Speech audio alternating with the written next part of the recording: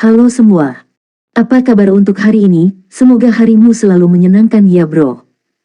Selamat datang di channel YouTube saya. Tolong dibantu subscribe, like dan share ya, supaya saya terus semangat bikin kontennya. Wakakakak. Solen 3 chapter 829 chapter 829 bawah tanah. Keseluruhan rutinitas itu melelahkan, penderitaan tak terucapkan. Bagaimanapun, dia akhirnya tiba di pantai seberang. Dia akhirnya menyeberangi laut. Tanggulin berbaring di sana dan membiarkan air laut menyapu tubuhnya saat senyum tipis muncul di wajahnya. Apakah saya akhirnya berhasil setelah menanggung begitu banyak kesulitan dan mengalami begitu banyak siksaan? Dia berbaring di sana hampir tidak bergerak karena dia sepenuhnya menyembunyikan semua kekuatan jiwanya. Dia menyapu pasir dengan tenang, seperti kura-kura yang mengubur dirinya sendiri, mengendalikan suhu tubuhnya. Dengan melakukan itu, dia mencegah dirinya ditemukan oleh radar Korps Angkatan Darat Nordsea. Dia perlu istirahat karena dia hampir tidak bisa mengangkat satu jari pun sekarang. Napasnya berangsur-angsur kembali normal saat dia menyesuaikan fluktuasi esensi darahnya. Sejak dia datang ke Pulau Iblis, itu benar-benar kejadian langka untuk saat-saat sepi seperti itu. Tanggulin mengerti mengapa ekspresi Penatua Kai sangat aneh saat itu. Pulau Iblis benar-benar dikendalikan oleh Iblis. Situasinya sekarang berbeda menurut Old Demon Nightmare. Sulit untuk mengatakan apakah mereka bisa kembali hidup-hidup. Sudah 3 bulan sejak mereka berada di pulau itu. Meskipun Tanggulin tidak tahu durasi sebenarnya, dia tahu dia telah disiksa dalam keadaan tidak hidup atau mati selama sekitar 3 bulan. Jika ini adalah bagian dari pelatihan militer, bagaimana dia akan menjalani sisa periode 1 tahun 8 bulan? Apalagi yang menunggu mereka selanjutnya? Dia mendesah dalam hatinya. Tanggulin merilekskan tubuhnya untuk memungkinkan kemampuan fisiknya pulih. Dia tidak makan sama sekali selama 3 bulan terakhir. Jika dia bisa mencuri pesawat dan kembali ke pulau, akankah Old Demon Nightmare membebaskan dia dan rekan-rekannya? Jelas sekali bahwa itu tidak akan mudah. Bagaimanapun, ada peluang kecil untuk bertahan hidup selama dia bisa memastikan bahwa rekan-rekannya aman saat ini. Setidaknya, dia sudah menyeberangi laut dengan mengandalkan Destruction Aura. Dia di sini bukan hanya untuk mencuri pesawat. Lebih penting lagi, dia perlu menemukan jalan untuk mereka kembali. Dia akan membawa pasukannya kembali ke Federasi segera setelah dia memiliki kesempatan untuk menyelamatkan mereka. Tanggulin pernah berpikir untuk mencari penguatan dari akademi, tetapi dia tahu bahwa itu bukanlah pilihan yang layak. Jika dia menggunakan komunikator jiwanya, selain dari apakah akademi akan menanggapi panggilannya, bagaimana jika Old Demon Nightmare mengetahui dengan kemampuannya yang mengerikan? Tanggulin tidak berani mengambil lompatan karena dia akan dikutuk selamanya jika dia gagal. Dia tidak pernah tahan melihat rekan-rekannya menghancurkan diri mereka sendiri dalam kesakitan. Dia beristirahat selama 1 jam sebelum tubuhnya secara bertahap menyesuaikan diri dengan situasi. Ini bukan Pulau Iblis jadi vitalitas di sini tidak sekaya. Karena itu, dia merasa sangat lapar saat kemampuan fisiknya pulih. Dia seharusnya menangkap binatang jiwa laut kalau saja dia tahu sebelumnya. Tubuhnya akan terisi kembali meskipun itu hanya sashimi. Dia mengangkat kepalanya sedikit dan melihat ke garis pertahanan jauh. Lampu sorot terus menyala melewati tembok tebal dan tinggi. Saat ini baru senja, jadi dia bisa dengan jelas melihat hutan besi dan baja di sepanjang garis pertahanan. Tanggulin tidak meragukan bahwa pertahanan di sini tidak akan bisa ditembus bahkan jika monster berjiwa 100.000 tahun akan meluncurkan serangan. Karena perkembangan teknologi jiwa yang sangat cepat, status master jiwa di benua itu sekarang tidak bergengsi seperti sebelumnya. Tidak, aku tidak bisa memaksa masuk. Aku tidak punya kesempatan. Jika saya tidak bisa naik, lalu bagaimana kalau saya pergi ke bawah tanah? Tanggulin sudah punya rencana sebelum dia datang. Dia memiliki sepasang cakar naga emas yang kuat yang memiliki fitur khusus Tir dan Smash. Karenanya, seharusnya tidak terlalu sulit baginya untuk menggali terowongan. Perhatian satu-satunya adalah mungkin ada beberapa peralatan pertahanan atau deteksi di bawah tanah berdasarkan pemahamannya tentang teknologi jiwa umat manusia. Jika dia tidak berhati-hati, akan lebih merepotkan jika dia ditemukan di bawah tanah. Namun, dia harus mencoba. Masih lebih baik pergi ke bawah tanah daripada menghadapi badai meriam jiwa yang menakutkan. Tanggulin perlahan melepaskan cakar naga emas pada saat ini. Dia mulai mengais pasir di bawahnya sehingga tubuhnya perlahan tenggelam ke dalam pasir. Dia tidak bisa menahan diri untuk berpikir bahwa tulang torso Raja Naga Gunung telah paling membantu untuk perkembangannya. Tidak memahami tulang dengan cukup baik tidak mencegahnya untuk memiliki kemampuan mengendalikan gravitasi. Itu juga sangat meningkatkan pertahanannya dan bahkan meningkatkan afinitasnya dengan elemen tanah secara eksponensial. Tubuh Tanggulin tenggelam perlahan. Bumi menjadi lunak dan longgar di bawah pengaruh aura tulang torso Raja Naga Gunung. Dia mengandalkan sepasang cakar naga emas yang tajam untuk menggali tanah. Bawah tanah pasti pengap, tetapi kualitas fisik Tanggulin memungkinkannya untuk menahan ketidaknyamanan. Garis darah Raja Naga Emas beredar secara alami dan memberikan sejumlah besar energi selain kekuatannya yang sangat kuat. Segera, dia sudah jauh ke dalam tanah. Hanya butuh 10 menit baginya untuk melewati tanah dan memasuki masa batuan. Pergerakan Tanggulin melalui bebatuan bahkan lebih cepat karena kecil kemungkinan bebatuan itu runtuh. Tidak perlu baginya untuk mengandalkan kekuatan tulang torso Raja Naga Gunung untuk menstabilkan daerah sekitarnya, tidak seperti situasi ketika dia menggali melalui lapisan tanah.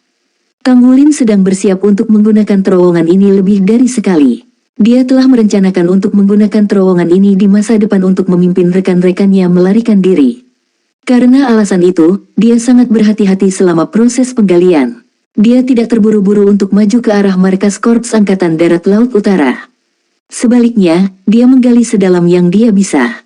Kemungkinan dia ditemukan semakin kecil saat dia menggali terowongan. 1 jam berlalu, Tanggulin mengandalkan fisiknya yang kuat untuk menggali jauh ke dalam tanah sejauh 100 meter. Dia menghadapi banyak kendala selama proses tersebut, termasuk keberadaan air bawah tanah. Tanggulin tidak punya pilihan selain mengalihkan terowongannya setelah menemukan air di bawah tanah. Dia harus mencari daerah yang kering sebelum dia bisa terus menggali ke bawah. Penggalian tidak diragukan lagi sulit dan berliku-liku. Untungnya, dia berhasil pada akhirnya. Itu sudah 100 meter di bawah tanah. Bongkahan batu yang tebal menjadi tempat berlindung terbaik untuk mencegahnya ditemukan. Tanggulin bersandar di terowongan saat dia terengah-engah. Udara di sini sangat tipis sehingga tingkat oksigen sangat rendah.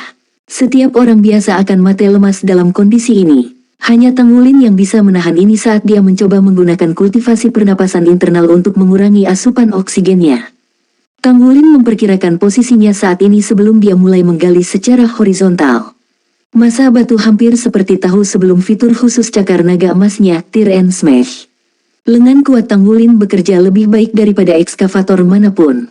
Dia dengan cepat menuju ke arah markas Korps Angkatan Darat Laut Utara. Umumnya, militer memiliki beberapa metode untuk deteksi bawah tanah. Yang paling penting adalah seismograf. Setiap perubahan bawah tanah akan menghasilkan getaran yang tidak biasa yang pada gilirannya menghasilkan riak. Jika seismograf mendeteksi riak-riak ini, ia akan menghasilkan data. Ketika getaran lebih kuat, data yang dihasilkan juga akan mencerminkan hal itu. Seismograf tersebut mampu mendeteksi setiap perubahan di bawah tanah pada kedalaman lebih dari 10 km.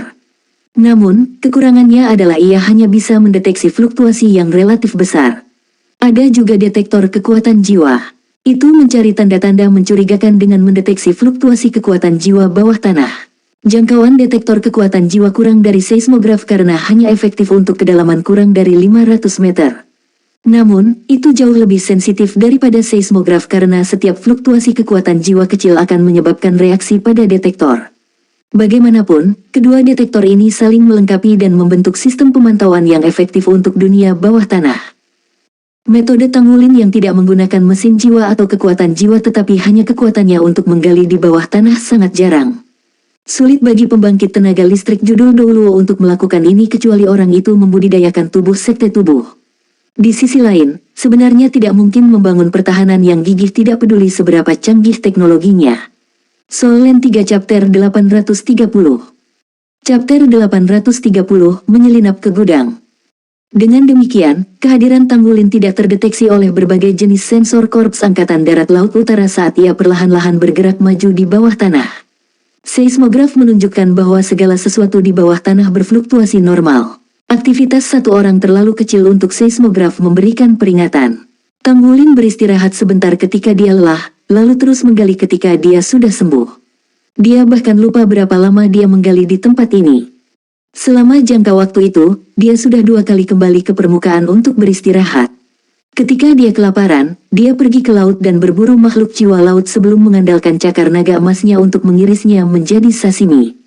Dia kembali ke dunia bawah tanahnya untuk terus menggali setelah kekuatan fisiknya pulih. Ding! Tanggulin segera berhenti bergerak ketika dia tiba-tiba mendengar suara yang tajam. Dia menarik kembali auranya dengan cepat saat rambutnya berdiri. Apa yang sedang terjadi?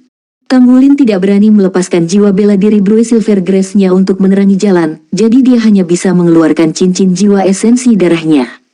Cahaya kemasan dari cincin jiwa menerangi jalan setapak dan dia heran melihat pelat logam menghalangi ujung terowongannya. Pelat logam, apakah ini milik Korps Angkatan Darat Laut Utara? Apakah ini dimaksudkan untuk benteng bawah tanah atau untuk memotong dunia luar? Tanggulin meletakkan telapak tangannya ke piring dengan lembut dan diam-diam merasakannya untuk mendapatkan informasi. Dia sudah hampir menjadi pandai besi setingkat pengrajin, jadi dia memiliki pengetahuan luas tentang logam. Dia pada dasarnya dapat mengidentifikasi properti logam hanya dengan menyentuhnya dan merasakan dengan kekuatan spiritualnya. Dia mencoba melakukannya pada saat ini. Dia segera mengidentifikasi bahwa logam di depannya tidak umum, tetapi tidak dianggap terlalu langka. Itu adalah jenis paduan titanium yang sangat kokoh. Tidak ada fluktuasi energi lain di atasnya, jadi itu bukanlah semacam perangkat jiwa. Itu murni pelat paduan. Tanggulin merasa lega setelah mengetahui ini. Dia akan berada dalam masalah besar jika ini adalah perangkat jiwa karena itu berarti dia harus terus menggali ke bawah dan mencoba mengitari penghalang. Namun, jika ini benar-benar hanya dinding logam, maka sangat mungkin dia telah mencapai lapisan luar dari benteng bawah tanah Korps Angkatan Darat Laut Utara. Dia bisa masuk hanya dengan menerobos rintangan terakhir ini. Detak jantungnya sedikit meningkat. Tanggulin merenung sejenak sebelum dia perlahan mengulurkan jarinya. Dreadclaw Dust Gold perlahan muncul dari ujung jarinya dan menembus paduan titanium tanpa suara. Bisakah logam langka dan tahan lama seperti itu menjadi tantangan bagi Dust Gold Dreadclaw-nya? Tanggulin perlahan memutar bilahnya ke logam, mengebor lubang di penghalang. Cahaya redup terpancar di depan Dust Gold Dreadclaw yang dia dorong. Beberapa saat kemudian, ketika Tanggulin tidak lagi merasakan tekanan di ujung jarinya, dia tahu bahwa dia telah mengebor melalui dinding logam. Merasa terkejut, dia menarik jarinya tanpa suara. Tembok logam itu tebalnya 2 meter. Daya tahan dinding paduan yang begitu tebal sangat kuat dan konstruksinya akan sangat mahal. Korps Angkatan Darat Nordsea tidak mengeluarkan biaya untuk ibu kotanya. Sinar cahaya redup masuk melalui lubang kecil itu. Tanggulin merasa seolah air mata mengalir di wajahnya ketika dia melihat cahaya itu. Dia akhirnya merasakan cahaya umat manusia sekali lagi. Sejak dia berada di Pulau Iblis, dia telah hidup seperti binatang, jadi dia senang melihat tanda peradaban lagi. Meskipun hanya sebuah lubang kecil, kekuatan spiritual jiwa-jiwa Tanggulin mampu perlahan-lahan masuk untuk merasakan situasi di dalam tanpa mengeluarkan suara. Seperti yang dia prediksi, ini adalah benteng bawah tanah Korps Angkatan Darat Laut Utara. Selain itu, dia terkejut menemukan bahwa ini adalah gudang yang sangat besar. Sederet senjata dan peralatan jiwa yang disimpan di gudang berfungsi sebagai pesta untuk matanya. Amunisi jiwa tetap datang dalam jumlah terbesar. Tidak ada keraguan bahwa Tanggulin telah memasuki gudang penyimpanan terpenting tanpa menyadarinya. Tidak heran jika dinding luarnya terbuat dari paduan yang begitu tebal. Keuntungan terbesar dari gudang ini adalah tidak ada orang di sana. Kerugian terbesar adalah pertahanan luar pasti sangat kuat untuk gudang yang begitu penting. Lalu apa yang harus dia lakukan? Aku akan memikirkan ini begitu aku di dalam. Saya masih bisa kembali menggunakan pintu masuk asli saya jika semuanya gagal. Saya bisa maju atau mundur. Mari kita lihat apakah ada cara untuk keluar dari dalam gudang ini. Tanggulin merenung sejenak sebelum dia memutuskan untuk keluar di sudut gelap dekat rak sisi utara yang mendekati permukaan tanah. Posisi itu paling tidak terlihat. Dia mengandalkan Dust Gold Dreadclaw untuk memotong persegi dari dinding logam secara perlahan. Agar tetap tersembunyi, dia memotong jalan keluar seluas 1 meter persegi. Cukup berat baginya untuk masuk melalui lubang mengingat ukuran tubuhnya. Tanggulin hampir mengerang keras ketika dia menghirup udara segar. Dia diam-diam keluar dari lubang tanpa suara dan menyegel penutup logam sekali lagi. Jika seseorang tidak tahu itu ada di sana, itu tidak mungkin untuk diperhatikan. Tiba-tiba, dia merasakan teror muncul dari lubuk hatinya. Seluruh tubuh Tanggulin menegang saat dia buru-buru bersandar ke dinding dan tidak berani bergerak. Dia segera menyadari apa sumber ketakutannya. Itu berasal dari rak di depannya yang ditandai dengan kerangka. Itu adalah amunisi jiwa tetap yang ditempatkan di rak. Tanggulin belajar banyak tentang amunisi jiwa tetap dari akademi. Ini adalah senjata paling menakutkan yang diciptakan dalam 10.000 tahun. Dikatakan bahwa bahkan limit Doulos tidak berani menghadapi amunisi jiwa tetap yang paling kuat. Dilihat dari ukuran dan label amunisi ini terutama antara peringkat 4 hingga peringkat 6. Ini sudah menjadi amunisi jiwa tetap paling kuat yang bisa dibawa di pesawat tempur biasa. Untuk memastikan keamanan, hanya Hypermesia yang diizinkan membawa amunisi yang lebih kuat dari itu. Tang Wulin tetap diam saat dia melepaskan kekuatan spiritualnya dengan tenang untuk merasakan situasi di gudang. Dari umpan balik kekuatan spiritualnya, Tang Wulin dengan cepat mengidentifikasi bahwa lebih dari 50% barang yang disimpan di gudang ini, yang berukuran sekitar 3.000 meter persegi, adalah amunisi jiwa tetap. Mungkin saja seluruh pangkalan Korps Angkatan Darat Nordsea akan diledakkan jika semuanya terpicu.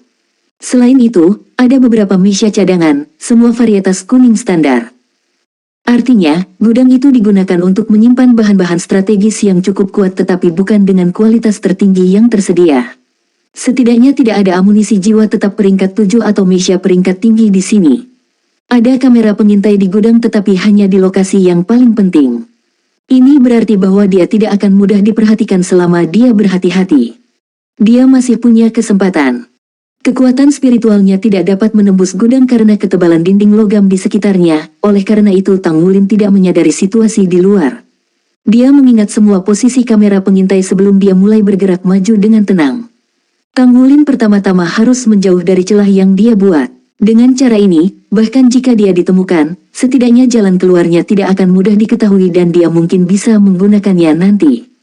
Satu-satunya hal yang patut dirayakan adalah tidak mungkin gudang yang menyimpan amunisi jiwa tetap dilengkapi dengan sistem pertahanan. Jika tidak, akan menjadi bencana jika sistem meluncurkan serangan dan memicu amunisi jiwa tetap. Dia melihat sekilas ke sepanjang dinding. Gudang itu tertutup rapat sehingga tingkat oksigen, suhu, kelembaban dijaga pada tingkat yang tepat. Apa yang harus dia lakukan? Dia juga tidak bisa lari dari sini. Pasti ada kekuatan pertahanan yang kuat di luar. Dia akan segera ditemukan jika dia menerobos pintu tanpa memiliki akses masuk. Ini adalah Korps Angkatan Darat Laut Utara, dan Tang Wulin mungkin adalah master baju besi pertempuran satu kata, tetapi dia tidak berpikir bahwa dia dapat mengandalkan kekuatannya untuk kabur dari tempat ini melalui kekerasan. Dia sedang memikirkan apakah dia harus menggali terowongan bawah tanah lain sebagai jalan keluar lainnya. Tiba-tiba, serangkaian bunyi bip elektronik terdengar. Pintu gudang yang tebal dan berat perlahan terbuka. Apakah ada seseorang di sini? Tang Wulin buru-buru bersembunyi di sudut. Beberapa orang masuk dari luar setelah pintu terbuka.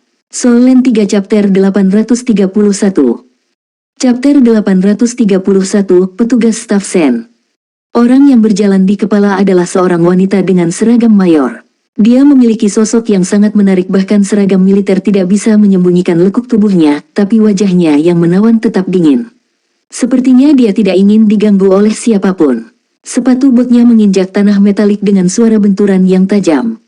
Apa hasil dari penghitungan persediaan? Apakah 2 amunisi jiwa tetap peringkat 5 yang hilang muncul kembali? Petugas wanita itu bertanya. Dia sedang berbicara dengan mayor lain yang berjalan di sampingnya. Mayor laki-laki tampaknya berusia 30 atau 40 tahun. Dia tersenyum patuh saat dia berkata, "Petugas staf Sen, kami sudah menyelidiki, tapi belum ada hasil. Penghitungan inventaris juga telah selesai. Jumlahnya sama dengan sebelumnya." Petugas staf Sen tiba-tiba berhenti berjalan dan menatapnya dengan dingin. Dia berbicara, "Jadi maksudmu kedua amunisi jiwa tetap peringkat 5 itu hilang? Tahukah kamu apa artinya ini?" Ekspresi mayor laki-laki berubah saat keringat menetes di alisnya. Saya tahu. Saya akan memberi Anda jawabannya secepat mungkin. Kami sudah mencari di semua video pengawasan, tapi kami belum menemukan apapun. Saya berencana untuk segera memasang beberapa probe lagi di gudang untuk memastikan tidak ada lagi titik buta di sana. Petugas staf Sen, saya akan menyusahkan Anda untuk berbicara tentang beberapa kata yang baik untuk saya di hadapan Jenderal. Anda tahu bahwa Chen Tua selalu pengecut. Bagaimana mungkin saya bisa mencuri sesuatu yang dipercayakan kepada saya? Petugas staf Sen tertawa terbahak-bahak. Anda tahu yang terbaik jika Anda mencuri sesuatu yang dipercayakan kepada Anda. Saya tidak peduli tentang ini, tetapi saya ingin temuan saya. Bahkan Sang Jenderal tidak dapat melindungi Anda jika Anda gagal menemukan 2 amunisi jiwa tetap peringkat 5 itu. Aku akan memberimu 3 hari lagi. Saya ingin temuan saya dan bukan masalah pribadi Anda. Ya, saya pasti akan memberi Anda hasil dalam 3 hari. Mayor Chen menyeka keringat dingin di dahinya saat dia menggerutu dalam hati. Bawa saya ke gudang agar saya bisa melihat sendiri. Ekspresi staf officer Sen sedikit rileks. Dia terus memeriksa gudang di bawah bimbingan Mayor Chen. Ini adalah kesempatannya. Tidak ada keraguan bahwa ini adalah kesempatan yang terlalu bagus untuk disia-siakan. Tang Wulin bergegas tanpa ragu sedikit pun. Hanya ada 4 tentara mengikuti di belakang 2 mayor. Tubuh Tang Wulin baru saja melewatinya dan keempat prajurit itu terbaring lemas di tanah. Petugas staf Sen dan Mayor Chen segera bereaksi terhadap situasi tersebut. 10 tanaman merambat Kaisar Blue Silver telah menerkam ke wajah mereka. Mayor Chen berteriak karena terkejut. Saat dia hendak mengambil senjata jiwa di pinggangnya, dia diikat erat oleh Kaisar Blue Silver. Petugas staf Sen, yang tampaknya berusia lebih dari 20 tahun, bereaksi dengan sangat cepat. Dia membuat lompatan ke belakang diikuti oleh 2 cincin jiwa kuning dan 2 ungu muncul dengan cepat dari bawah kakinya. Dia adalah leluhur jiwa cincin 4. Aura staf petugas Sen tiba-tiba berubah menjadi beku disertai dengan penurunan suhu di udara. Angin dingin yang mengerikan dan kepingan salju yang mekar tak terhitung jumlahnya menuju langsung ke arah Tang Wulin. Tang Wulin tahu bahwa dia sudah berdiri di bawah kamera pengintai. Dia tidak punya waktu untuk perampokan lagi. Saat 4 cincin jiwa emasnya muncul, cincin jiwa ketiganya sudah bersinar. Mengaum, auman naga emas yang gagah berani mengguncang seluruh gudang. Seluruh tubuh staf petugas Sen bergetar begitu keras sehingga 4 cincin jiwa yang baru saja dia lepaskan segera hancur. Pusing yang hebat membuatnya terhuyung-huyung. Raungan naga emas Tang Wulin efektif bahkan ketika dia menghadapi lawan yang basis kultivasinya jauh melebihi miliknya, apalagi untuk lawannya saat ini yang basis kultivasinya jauh di belakangnya. Tang Wulin berlari ke depan dan tiba di belakang staf officer Sen. Tangan kirinya berada di perutnya sementara tangan kanannya memegang tenggorokannya. Kekuatan jiwa petugas staf Sen segera disegel oleh Tang Wulin. Dia berbicara dengan dingin, jangan bergerak atau aku akan membunuhmu. Petugas staf Sen belum sepenuhnya pulih dari Golden Dragon Roar. Dia hanya bisa merasakan aura maskulin yang kuat datang ke arahnya dengan kekuatan yang cukup untuk membuat pusingnya semakin parah. Tangan Tang Wulin, yang telah menamparkan perutnya, segera melingkari pinggangnya yang ramping. Tubuhnya sangat dingin sehingga dia sangat sensitif terhadap suhu. Dia bisa merasakan bahwa pria di belakangnya dipenuhi dengan yangki yang sangat panas yang membuat seluruh tubuhnya terasa sakit dan lemas. Itu adalah serangan musuh.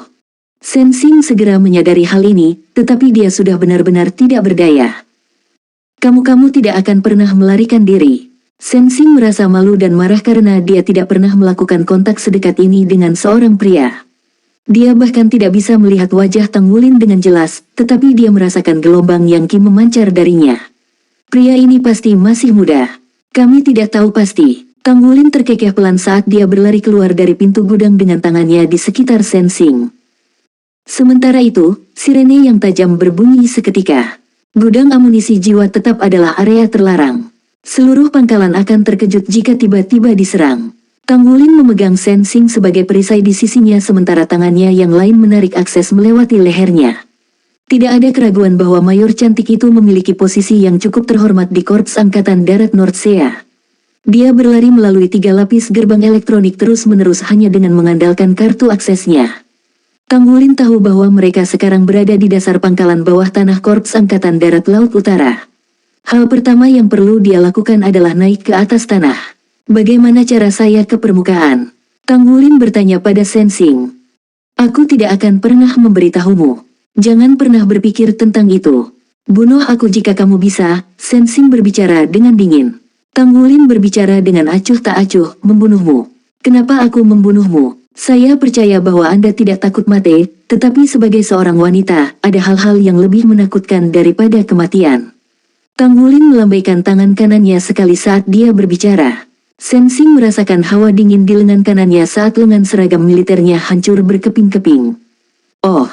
Dia menjerit keras saat rasa takut terpancar ke seluruh tubuhnya dalam hitungan detik. Suara Tang Wulin bergema di telinganya dengan kejam, jadi sekarang kamu tahu apa yang akan aku lakukan, kan? Saya percaya bahwa seluruh Korps Angkatan Darat Nordsea mengawasi dengan begitu banyak kamera pengintai yang terpaku pada kami. Anda seorang wanita cantik, menurutmu apakah tubuhmu yang terbuka sepenuhnya akan meninggalkan kesan mendalam di benak para prajurit ini?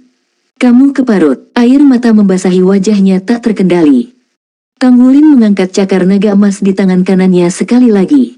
Apakah kamu akan memberitahuku atau tidak? Jika tidak, seluruh atasan Anda menjadi yang berikutnya. Apakah dia benar-benar akan melakukan itu? Jawabannya tentu saja tidak. Dia hanya perlu menemukan ancaman yang efektif dengan cara apapun yang diperlukan. Setelah Tang Wulin dilatih oleh Old Demon Nightmare, dia menyadari bahwa dia adalah pria yang jauh lebih keras hati daripada sebelumnya. Terlebih lagi, sepertinya dia bisa menemukan kelemahan orang lain dengan lebih mudah sekarang. Ancaman paling efektif bagi seorang wanita, terutama wanita yang sombong dan dingin seperti Sensing, jelas bukanlah kematian. Seorang wanita seperti reputasinya dianggap lebih dari hidupnya. Jika Sensing dengan keras kepala melawan sampai akhir, Tang Wulin akan kehilangan pilihan. Dia tidak akan benar-benar merobek pakaiannya.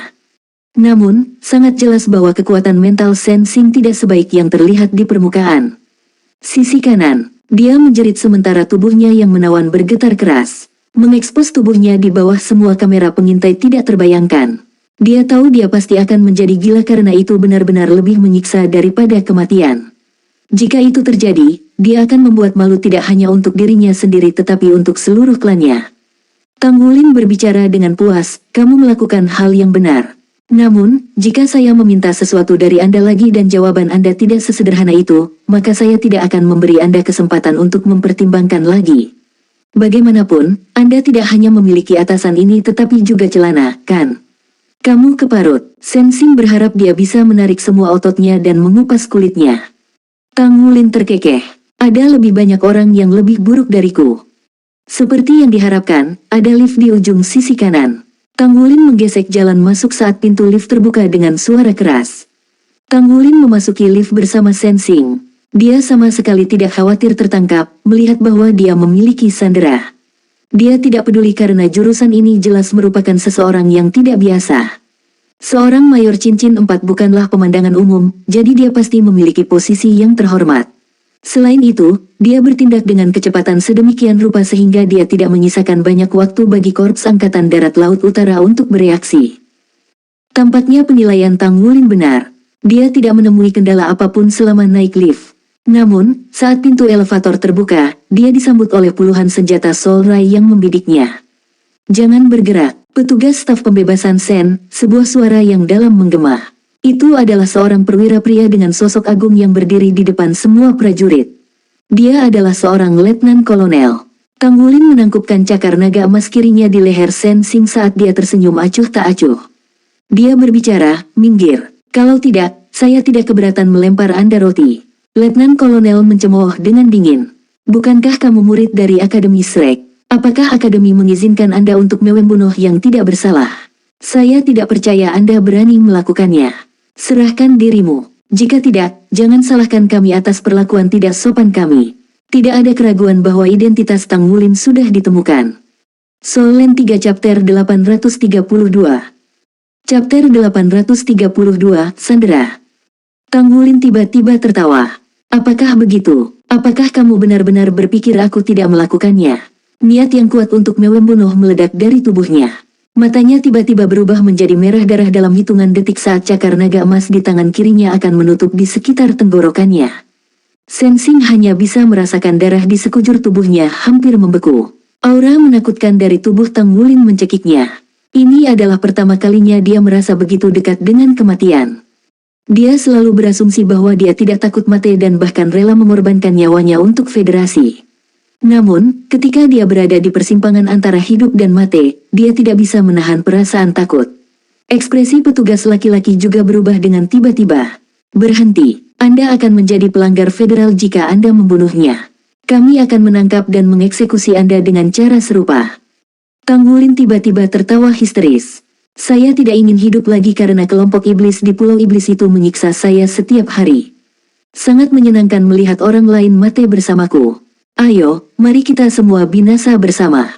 Bukan kematian yang menyakitkan jika aku mati dengan cantik. Saat dia mengatakan itu, dia sudah mengangkatnya dari tanah dengan tangan kanannya. Wajah menawan Sensing menjadi sangat pucat pada saat itu. Berhenti, kembali. Petugas pria itu mengertakkan gigi karena marah. Dia akan mengorbankan salah satu bawahannya sebagai gantinya untuk menangkap musuh seandainya Sensing adalah orang lain. Sensing berbeda. Dia bukan hanya cintanya tetapi yang lebih penting, dia adalah saudara perempuan Shen Yue, Komandan Resimen Korps Angkatan Darat Laut Utara dan Wakil Komandan Komando Militer Timur Laut. Jika sesuatu terjadi pada Shen Xing, bagaimana dia akan menjelaskan kepada Shen Yue? Para prajurit mundur dengan senjata sinar jiwa di genggaman mereka. Tang Wulin menempatkan Shen Xing kembali ke tanah dan berjalan keluar dengan langkah besar dengan lengan melingkari tubuhnya. Seolah-olah dia sedang berjalan-jalan santai di halaman rumahnya. Tidak ada yang berani bergerak. Tang Wulin sudah menunjukkan kekuatannya sebelumnya. Selain dari fakta bahwa seorang letnan jenderal mungkin tidak memiliki kekuatan untuk mengalahkannya, bahkan seorang judul Douluo tidak akan memiliki kepercayaan diri untuk membunuh Master Armor Perang satu kata ini sebelum dia membunuh Sandera. Shen Xing terengah-engah. Sesaat sebelumnya, dia merasakan kematian menimpanya. Ketakutan yang belum pernah dia alami sebelumnya menyebabkan wajahnya yang menawan menjadi pucat. Tang Wulin berjalan di sepanjang terowongan keluar. Dia mengandalkan aliran udara untuk segera menemukan jalan keluar tanpa arah siapapun. Dia berjalan keluar di bawah pengawalan banyak tentara. Udara di luar sangat menyegarkan. Tang Wulin menarik napas dalam-dalam beberapa kali sebelum dia melihat sekelilingnya. Ambilkan aku pesawat. Saya ingin Skywing F-17 dan tidak ada trik. Saya akan memastikan dia aman jika permintaan saya dipenuhi. Saya tahu pasti ada pembangkit tenaga listrik di Korps Angkatan Darat Laut Utara. Namun, saya yakin saya akan dapat mengambil Sandera terlebih dahulu sebelum pembangkit tenaga listrik Anda membunuh saya. Tang Wulin berbicara dengan dingin, kamu punya 10 menit. Saat dia mengatakan itu, Tang Wulin menyeret gadis itu dan menemukan sudut untuk beristirahat. Dia bersandar di sudut sehingga dia bisa memastikan bahwa tidak ada yang menyerangnya dari sayap. Dia menyandarkan Shen Xing di dadanya dan menggunakan dia sebagai tameng. Shen Xing pada dasarnya duduk di paha Tang Wulin. Dia duduk dengan kaku meskipun tubuhnya gemetar ketakutan. Tang Wulin tidak bisa menahan perasaan hangat tertentu di hatinya. Namun, dia tahu itu lebih penting untuk menyadari sekelilingnya untuk mencegah terjadinya bahaya yang tidak terduga. Pesawat belum muncul. Di sisi lain, lebih banyak tentara berkumpul. Sejumlah besar dari mereka mengelilinginya membuat tempat itu tampak penuh sesak. Cukup banyak mobil jiwa juga ada di sana. 5 menit, Tang Wulin berbicara dengan dingin. Saat ini, sebuah mobil militer sedang dikendarai dengan tergesa-gesa ke daerah tersebut. Itu berhenti melengking. Pintu mobil didorong terbuka dan Shen Yue yang mengenakan setelan militer melompat keluar. Dia melihat adiknya di tangan Tang Wulin saat dia keluar dari mobil. Shen Xing tampaknya sedikit bingung saat ini. Salah satu lengan bajunya hilang sementara wajahnya ditutupi dengan bekas air mata kering. Tubuhnya menggigil melawan Tang Wulin. Api amarah yang hebat melonjak ke kepalanya dengan suara mendesing. Shen Yue menggerutu saat dia berjalan dengan langkah besar menuju Tang Wulin. Dia merasa paru-parunya akan meledak saat dia mencoba menahan amarahnya saat ini. Dia sudah kesal dengan kesalahan yang terjadi belakangan ini. Salah satu Skywing F-17 miliknya dicuri oleh Shrek Seven Monsters, lalu satu lagi dibajak oleh Tang Wulin baru-baru ini. Itu adalah penghinaan terbesar bagi Korps Angkatan Darat Northsea. Dia tidak berharap Tang Wulin muncul lagi begitu cepat. Selanjutnya, dia telah menculik saudara perempuannya kali ini. Lepaskan dia, Shen Yue berbicara dengan dingin. Tang Wulin melirik tanda pangkat di bahunya saat dia merasakan dadanya menegang. Dia adalah seorang letnan jenderal. Itu adalah pangkat militer tertinggi yang pernah dia lihat. Halo, jenderal, di mana pesawat saya? Kesabaran saya terbatas, Tang Wulin berbicara dengan dingin. Shen Yue menatap Tang Wulin ketika dia tiba-tiba berteriak dengan suara yang dalam, aku berkata lepaskan dia. Raungannya yang mengamuk disertai dengan kekaguman spiritual yang intens. Tang Wulin merasa penglihatannya menjadi gelap. Semburan sombong tak berbentuk menindasnya sehingga dia hampir mengikuti perintah Shen Yue tanpa sadar. Namun, dia hanya terpesona sesaat. Ketika Shen Yue hendak melesat di saat berikutnya, Tang Wulin tiba-tiba mencekik tenggorokan Shen Xing sambil melambaikan tangan kanannya sekaligus. Sisi lain lengan Shen Xing robek di tengah jeritan tajamnya. Shen Yue seharusnya sudah melesat, namun dia tidak punya pilihan selain menahan diri ketika dia melihat reaksi Tang Wulin. Jika kamu ingin mati, maka kamu akan mati bersama. Tang Wulin meraung marah. Shen Yue mengepalkan tinjunya dengan erat. Lepaskan dia dan aku akan menjadi sandera Anda. Tang Wulin mencibir sekali. Jenderal, apakah menurut Anda saya adalah anak berusia 3 tahun? Anda pasti lebih kuat daripada saya karena Anda adalah seorang letnan jenderal pada usia Anda. Belum lagi kekuatan spiritual Anda yang kuat, menyandera Anda. Apakah saya terlihat seperti orang bodoh? Shen Yue tidak berdaya. Dia tidak mengerti mengapa kekaguman spiritualnya tidak berpengaruh padanya meskipun kekuatan spiritualnya telah mencapai spirit abyss. Mengapa tidak efektif? 3 menit lagi. Jika pesawat belum tiba, saya tidak akan membunuhnya tetapi saya akan melepaskan sepotong pakaiannya untuk setiap menit yang telah berlalu. Lihat apakah saya berani. Saat dia mengatakan itu, Tang Wulin sudah melepas kancing pertama di kerah Sensing. Ekspresi Sensing mengungkapkan bahwa dia akan mengalami gangguan mental.